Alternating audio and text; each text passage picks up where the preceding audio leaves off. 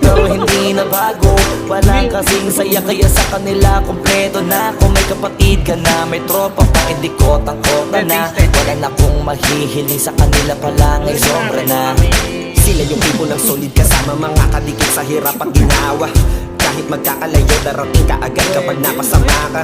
Walang iwanan pagsagana, lalo na kapag kawala na. Sabay-sabay na magkakaroon hanggang maubusan ay magkakasama.